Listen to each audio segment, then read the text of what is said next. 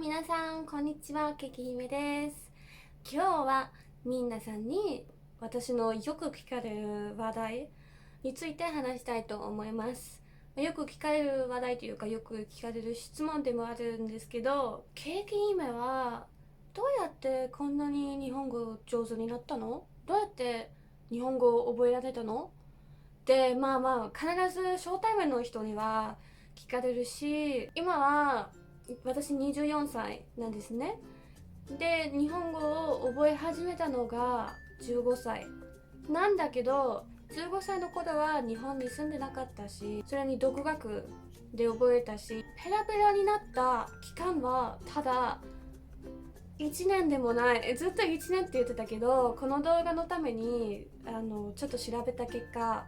本当は5ヶ月で覚えられた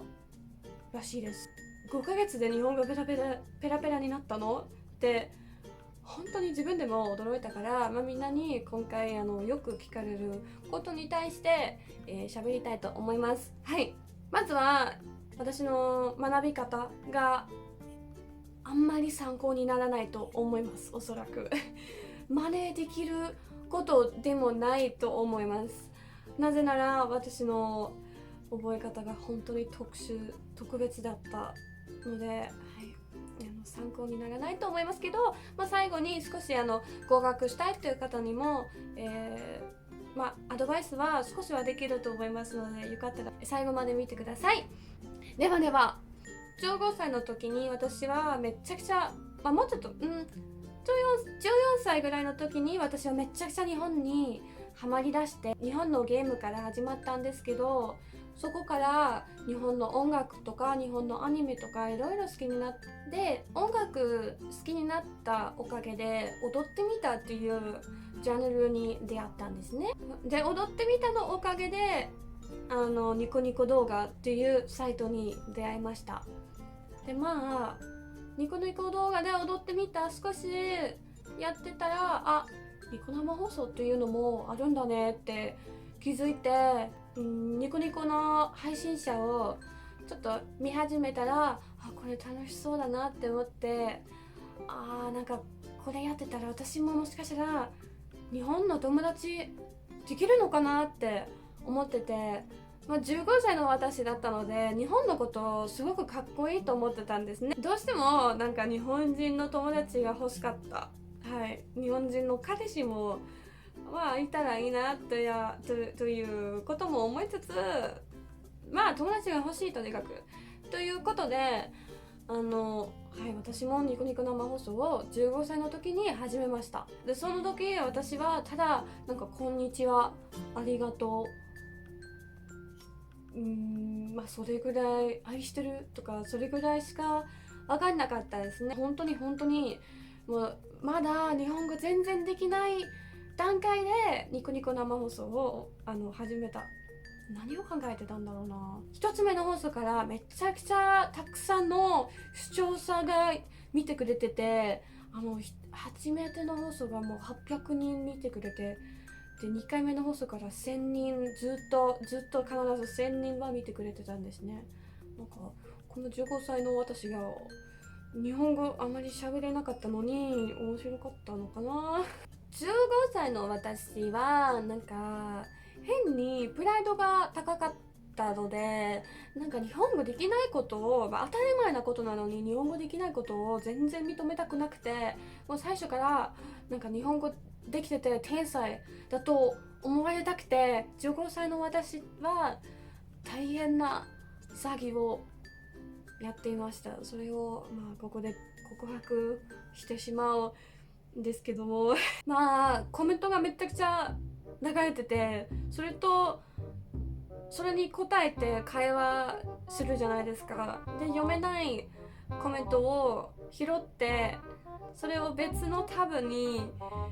コピペして翻訳して、読み方もそこで見えて、その声に出して読んで、分かった、はいという風にずっとやってたんです。最初は本当は理解できてなかったけど、例えば「ちみもりょ」っていうコメントを拾って15歳の日本語勉強し始めたばっかりの私はそれを拾って別のタブに入れて、で翻訳して、あ、地味毛量はいというなんかやり取りだったんですよ、ずっと。でそれでみんなに地味毛量読めるの、理解できるのってすごいなんかみんなが騒いでて褒めてくれたりとかしてて、なんかそれで自分のプライドももっともっと高くなってて、なんか褒められると伸びるタイプなんで、はい、もうめちゃくちゃ楽しかったの。本当に楽しかったから毎日毎日学校の終わりに配信してた。これ申し訳ございません。本当は最初から天才ではなかった。だけど一回声に出して読んだ言葉は大体耳に入って、そこから出ていかなかった。一回読んだだけでもう覚えちゃったんですよ、毎回毎回。本当に速いスピードで日本語を覚えられたのがその方法です。日本人と毎日毎日会話しながら、なんか一つ一つ言葉を拾って読んで、でなんかそのまま頭から離れなかったの。でそしたらなんか毎日毎日放送し続けたら、もう5ヶ月ぐらいで本当に流暢になってた、ペラペラになってた、本当に。でそのもう10年前の話だから、初めての放送の映像は見つからなかったですけど、でも5ヶ月ぐらいの時のもう流暢になってた時の、もうまだ15歳の時の私の映像を、見つけましたので、今から証拠として少し見せたいと思います。はい、さっきの枠残念だったから、もう一回配信したいと思います。頑張ろうぜ。あ、ツイッターで宣伝しようか。眠。疲れた。クリスマスやばいな。だって、キュートの新曲を撮りたいんだけど、まだ振り付け覚えてないし、お金持ち全然じゃないんだからね。全然しました。なんだこれ。高い。それ高い。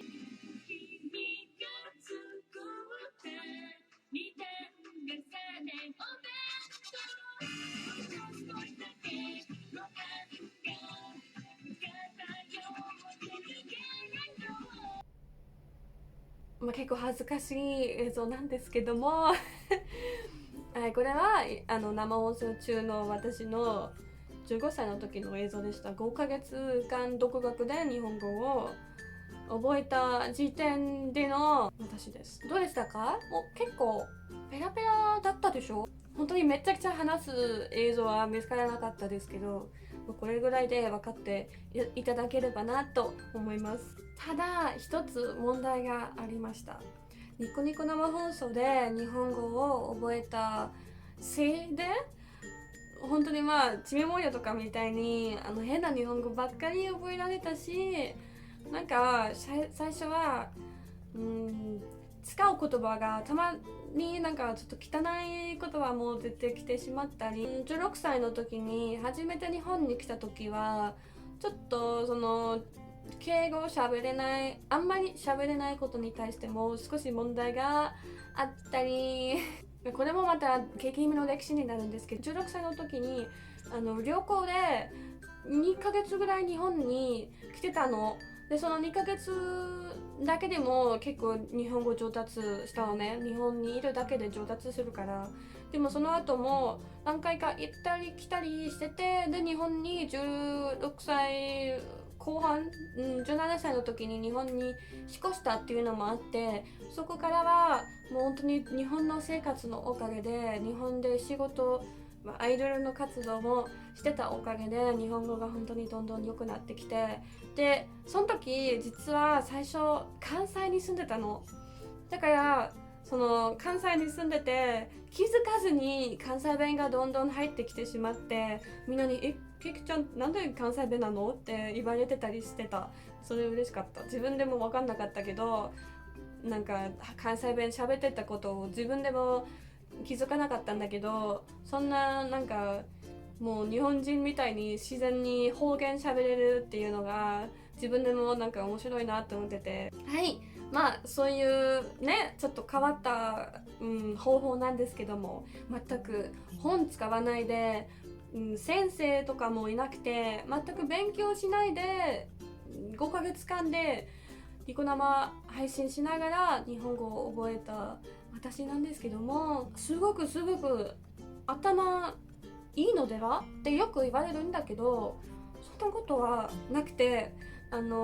最初中学校の時に語学の結構いい感じの学校通ってたのね。ドイツ語、英語とラテン語も2年目から授業あったんですけども、ラテン語は本当に頭に入らなくて、でもまあそれは自分の頭の悪さじゃないと思うのね。ラテン語は本当に難しい、死んでる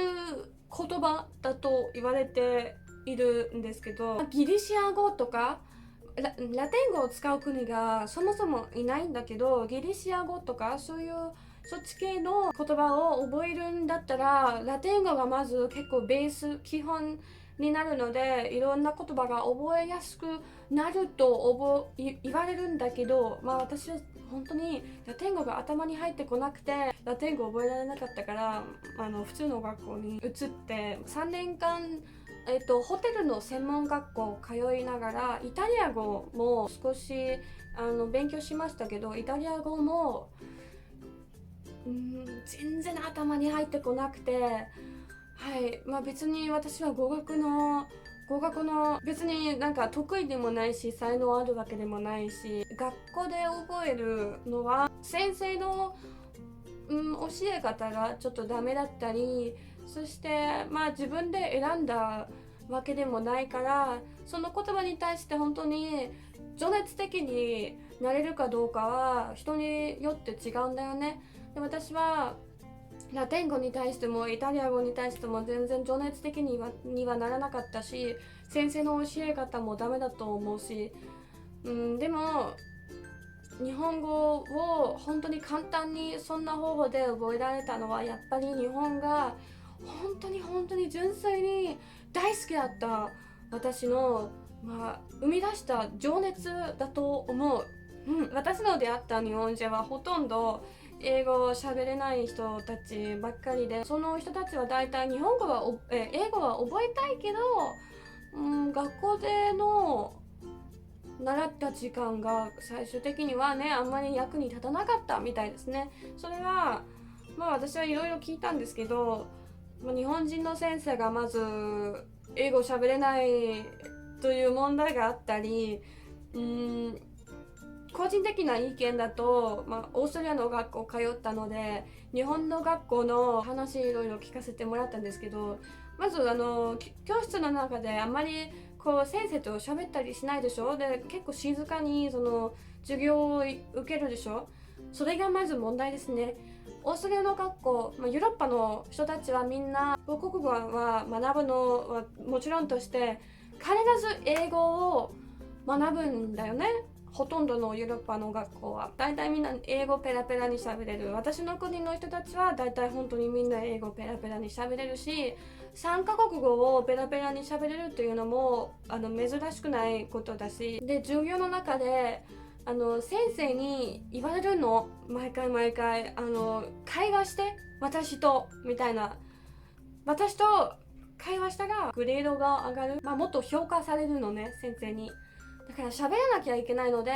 本当に授業中はみんな先生と生徒がずっとワイワイ話し合ったりとかするの。それが一番大事。会話、コミュニケーションが大事です。語学するなら、毎日その言葉を使うことが大事です。そうしないと頭に入ってこないしね、覚えられないと思う。今からでも遅くないと思う。大人でも全然まだまだ覚えられると思うし、諦めないでほしい。少なくとも2カ国語ぐらいは喋れた方が世界がすっごく広がっていくので、本当におすすめします。私も、英語は別として、英語もそうだけど日本語を覚えられたおかげで新しい人生ができたし、日本語を覚えられなかったら私はとってもつまらない人生を送ってきたと思いますので、日本語をニコ生のおかげで覚えられたことに対して私は本当に感謝してますし、いろんな人たちに出会えたし、いろんな場所見れたし、いろんな機会が作れたし、いろんな仕事ができたし、本当にこれからも役に立つと思うし、みんなぜひこれから新しいことをいっぱい学んでいきましょう。ということで、ご覧ありがとうございました。最後にケーキビームをしたいと思います。みんな準備はいいですか？ぜひコメントでケーキビームの弾幕を貼ってください。せーの、超おいしいケーキビームイェーイ、ありがとうございました。ではでは。季節